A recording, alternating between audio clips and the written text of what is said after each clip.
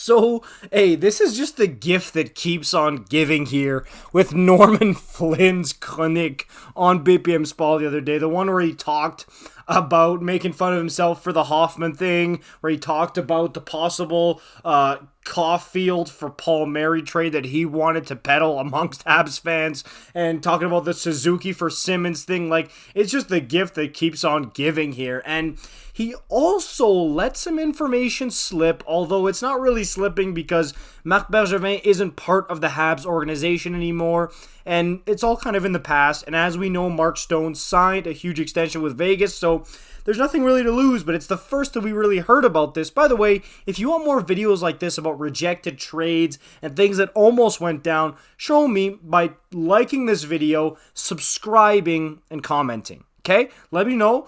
But if you didn't know about this, I didn't either. Norman Flynn let it slip that Montreal was in talks in 2019 with the Ottawa Senators to possibly acquire Mark Stone. And get a load of this. Wait till you see the players that were most likely involved in this trade going the other way, and you're going to shake your head, Habs fans. And I understand the Habs are in a rebuild right now, and a guy like Mark Stone wouldn't fit super well, but still, for this price, it would have been absolutely amazing for Mark Stone to become a Montreal Canadien here.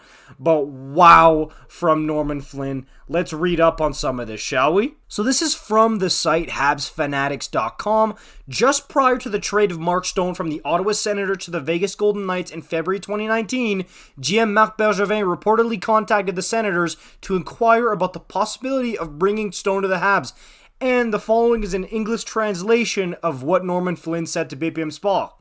Mark Stone, he was available on the trade market. So when he became available, I wondered, that being Norman Flynn, if the Montreal Canadiens were in on it. I met with Marc Bergevin and I asked him the question about whether he had called the Sens to try to acquire Mark Stone.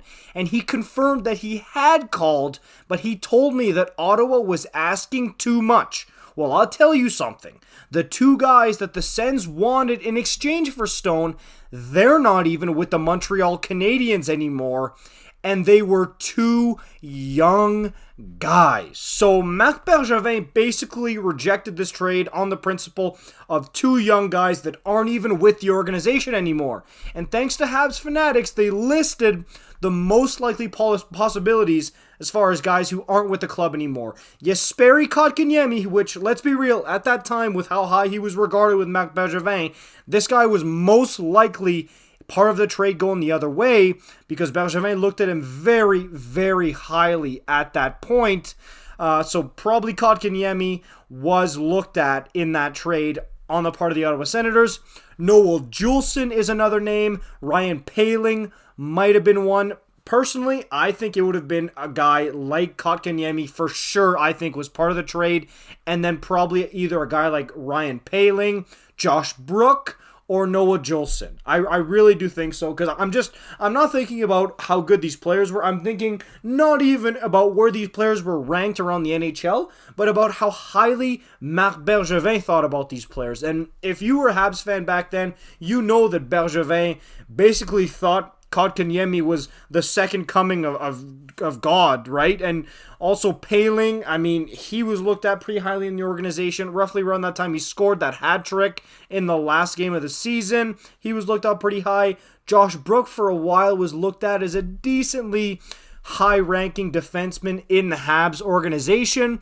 So out of these names, if it was two young guys, the people I would have say are Jesperi Kotkaniemi for sure. He was probably like the chip number one going back in the trade, which, could you imagine the fleece it would have been?